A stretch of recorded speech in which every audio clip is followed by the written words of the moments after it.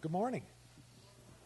I just wanted to start by saying 1 Peter 3:15 talks about the idea of always being prepared to give a defense to anyone who asks for the joy that you have or the hope that you have in your heart, and to do it with gentleness and respect. So when Carrie asked me to come up and give my story or my testimony, I was grateful for the opportunity to be able to do it.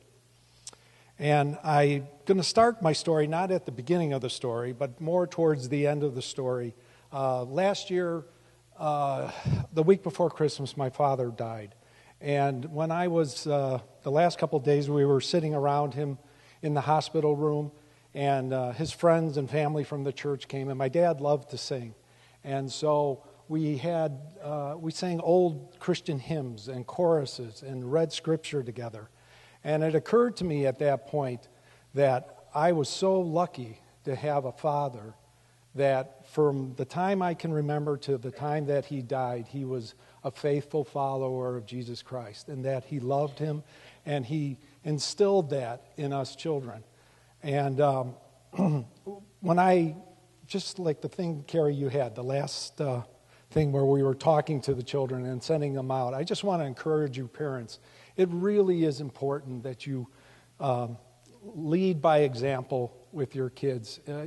Proverbs tells us that to train up a child in the way that he should go, and he will not depart from it when you get older. So that's like one of my favorite parts of the service is when I see those kids going off, and I know Lisa and all the teachers are just working with them and instilling that, giving them a foundation. So when I think back on my story, I think of a great foundation that my parents gave me. We went to church, Sunday morning, Sunday evening, Wednesday nights, Awana clubs. I learned scripture. And so it gave me this foundation that there was a God, that there wasn't ever any doubt in my mind that there was a God. And as I was growing, about 7 or 8 years old, we went to a family camp up at Williams Bay. It was called a Willow Bay Camp. And they gave an invitation if anybody wanted to accept Christ. And I was around 7 or 8 years old, and I think because of this foundation, I realized that I was a sinner, and that the only way that I could find forgiveness would be to trust in Jesus and what he did on the cross for me, that he substituted himself and placed himself in front of me, in front of God instead of me.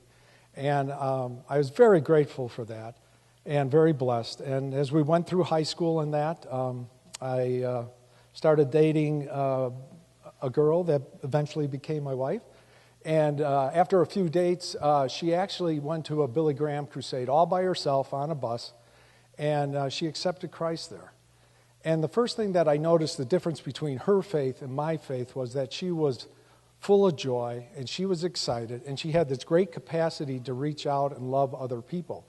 And I looked at my own faith, and my faith was more about pleasing God through following rules, jumping through hoops, and I wasn't really concerned about reaching out to other people because I was afraid they might influence me more than I would influence them. And so that was a great gift, again, to have Kay in my life and show me that. I went to Wheaton College. I had Christian professors, surrounded by them, and after that we got married in my senior year, and we started raising our family. And we had discussions about which church we should go to and what, and so we finally decided to try Willow Creek. My wife had been grown up in Park Ridge, and she was part of South Park Church when they had the youth group there, and so we tried Willow. And like the first service we went to was a Wednesday night, a new community, and you know what? They sang for 20 minutes, 30 minutes. I had never seen worship like that. I thought they were faking. I'm kind of cynical, and I thought, they can't really mean this for this long. And so that phase of my life, or that chapter in my spiritual growth, was more about learning how to worship God, learning to reach out to other people. And another important thing was I learned about spiritual gifts there. It wasn't like, you just serve wherever there was a need. They taught us about where God had given us our gifts and where we could serve with passion and have a great influence on others. About years later, we moved from Des Plaines out here to Spring Grove, Illinois. And because of that long distance that I had changed, I was in the truck a lot driving. and I heard a radio show called Renewing Your Mind, and it's taught by Dr. R.C. Sproul. And as I was listening to that, here was this brilliant guy talking about things in the Bible I didn't understand and about different parts of theology that I didn't know, and he was bringing it down in layman's terms so that I could understand it.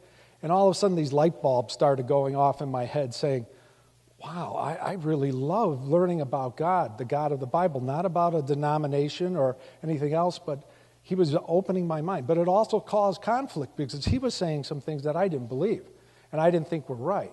So I had to go to the scriptures and try to find out, why he was saying these things.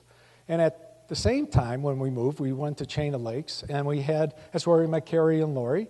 And there was a Sunday school class on systematic theology taught by Dr. Bruce Ware.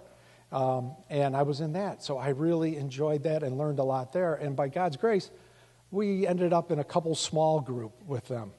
And I kept badgering Bruce with all these questions. And he finally said to me, and he was very gracious, he finally said to me, have you ever thought about going to seminary? I go, seminary? I got kids in school. I got a job. How can I go to seminary?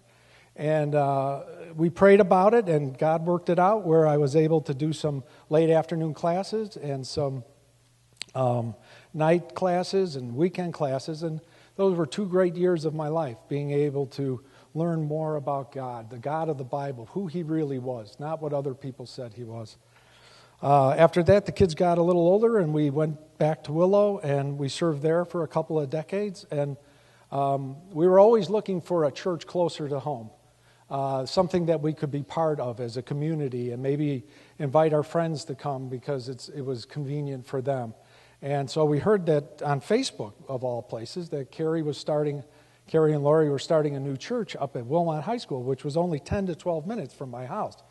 So we were real excited. So we tried it, and the first week we were here, Carrie greeted us, and, Carrie's such a loving and caring person that we felt right at home from the very beginning. And one thing that I look at this as another chapter in my spiritual growth, because the mission statement that you guys have about glorifying God and advancing God's kingdom through loving others is a little foreign concept to me. I could always talk to people about it. I could defend the scriptures, but this idea of actually going out and serving and loving other people is something I'm learning. And I've been so fortunate to have a connection group where these people are teaching me and helping me. So I'm so grateful to be here. And I'm looking forward to keep learning and learning more about God, and excited to see where he's going to lead us in the future. Thanks.